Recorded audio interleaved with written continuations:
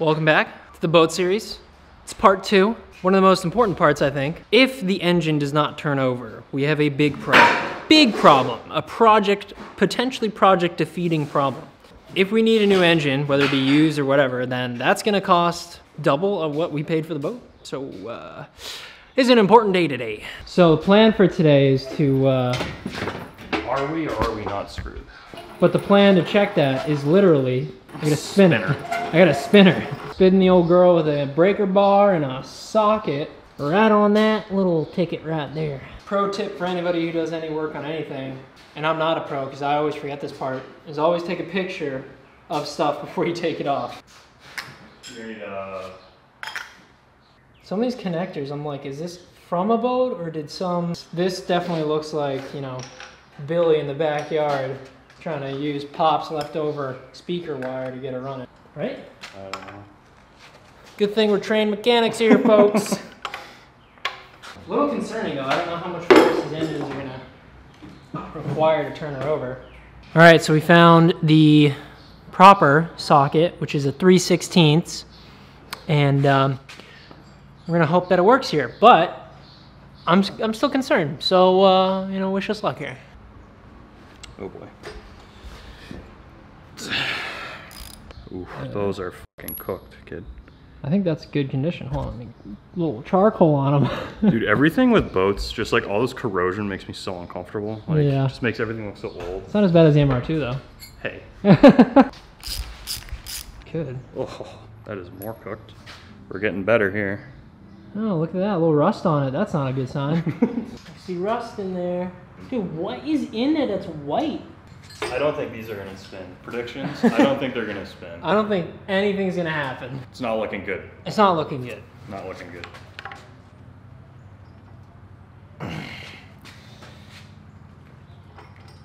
We're probably just gonna say that this is definitely seized. Because I think it would have spun, right?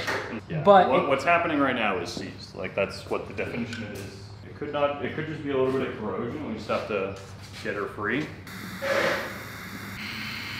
What does it look like to pull? Oh my, dude, that is the little babyest T40. What the f did you buy that for? Hey, little cute thing for doors and stuff, man.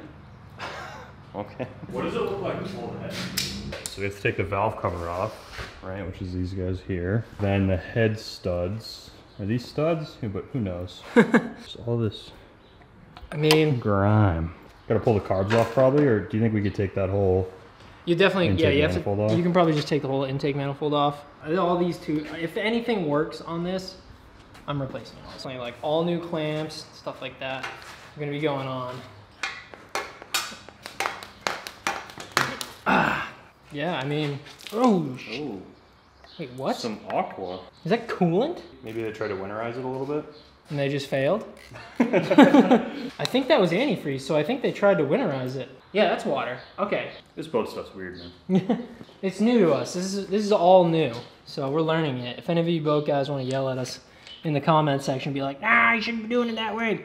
Do it, because we need Jesus. So what I'm trying to do right now is detach anything that's mechanically powered by the engine in an attempt to reduce the amount of pressure holding the pistons from moving.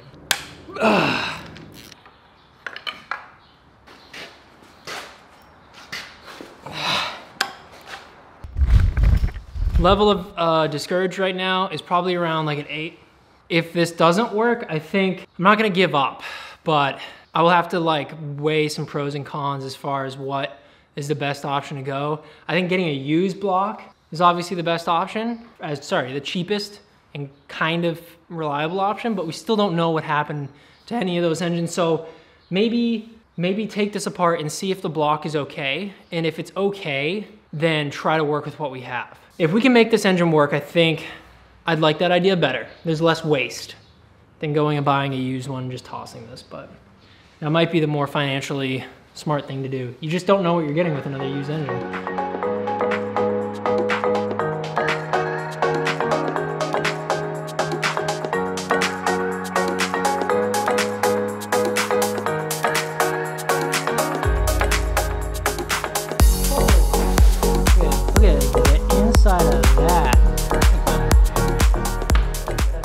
Looky there. Look at this. Look at that chunk. Oh yeah. Intake manifold. Well, that's promising. Ooh. All right. That should not be holding the weight of that, by the way. Well, those look better than the intake ports, which is interesting. So now we gotta get the head off. Hear ye, hear ye.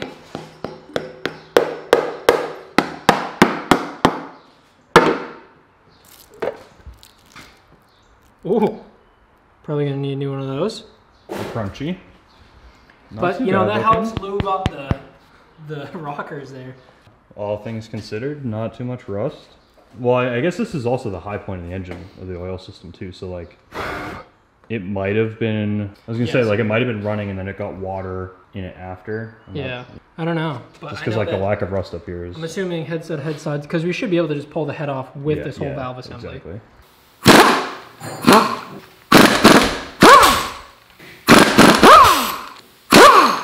Shout out Small Stock Podcast. We're recording it tomorrow.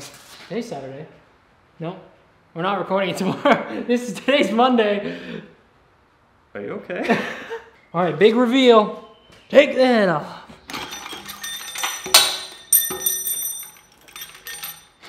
Perfect. Ooh, mint condition, folks. Now, don't mind the juices in there. That's just WD-40, but she is Stop smashing. not healthy. I'd say not healthy. Oh, dude, look at 3. There's no crack in the block, which is good. At least so we can tell from here. There could be one on the cylinder walls. The gasket, I can't see anything direct corrosion-wise. Nothing a little brush won't fix. How are you gonna brush in between the piston and the cylinder wall? We could flip her over, pull the oil pan, and just rip the pistons out. It's like dehydrated like peanut butter. No,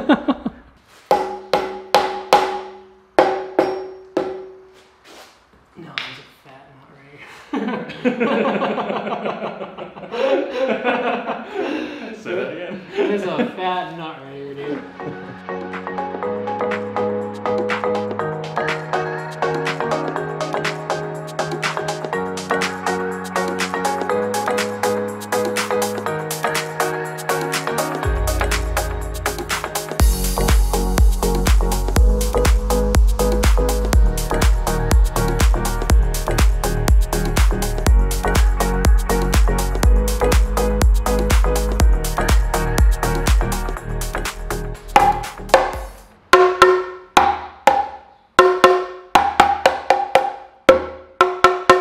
Tap it. Oh, I like that noise, dude. Yes. Yeah, squeeze. Oh boy.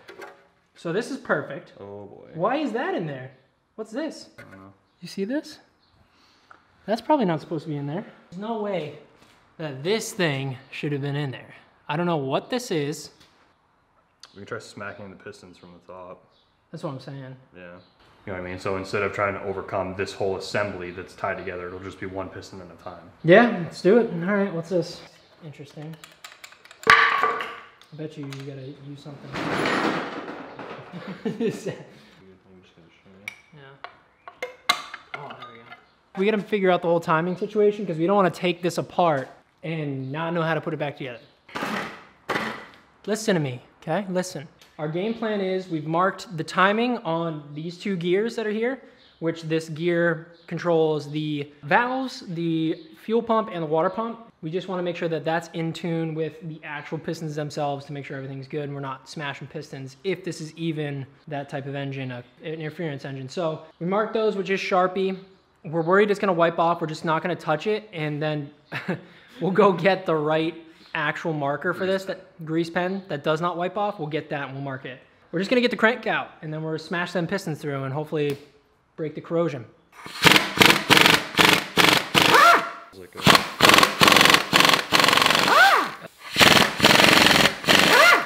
What's that fear that like a duck is watching you? What? Yeah, it's like a phobia. Really? Specifically ducks.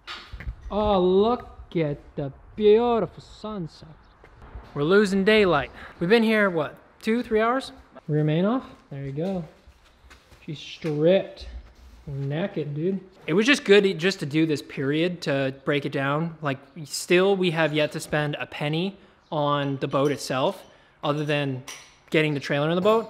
Nothing extra in parts or anything like that. And that's why I wanted to figure this situation out, because if the engine's not running, there's no point in us doing like the interior. Let's just continue on and get those pistons out.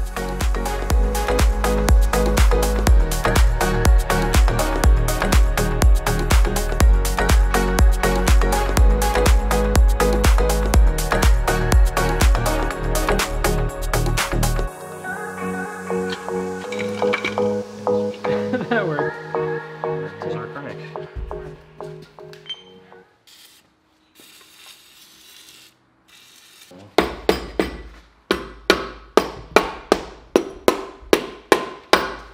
Vibration helps to get it. I'm not even joking. I know.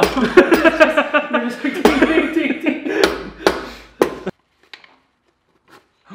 Oh. Hold on. No, go this way. It's a boy. Oh, it's a corrosion monster. All right, so I got by cylinder 3. cylinder 3 is being real bad. It's oh bad boy. Oh, catch it. Do we get it?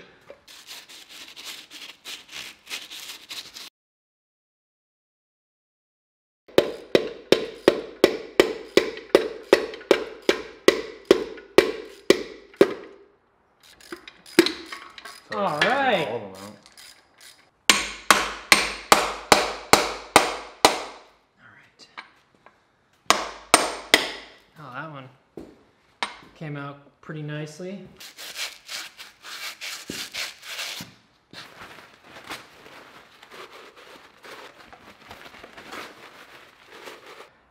This is really great because then once we get the piston out, we can throw the block away. Watch these like get stuck in there and like prevent it. Oh my god. Our tools become our enemy. I'm worried about this being a silver. Oh, powerful. Like, we'll clean the thing and we'll You do do you smack it. Alright, smack it.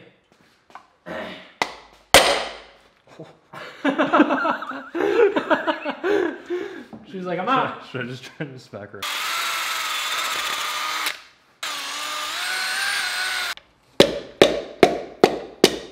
Oh, that's so satisfying. What?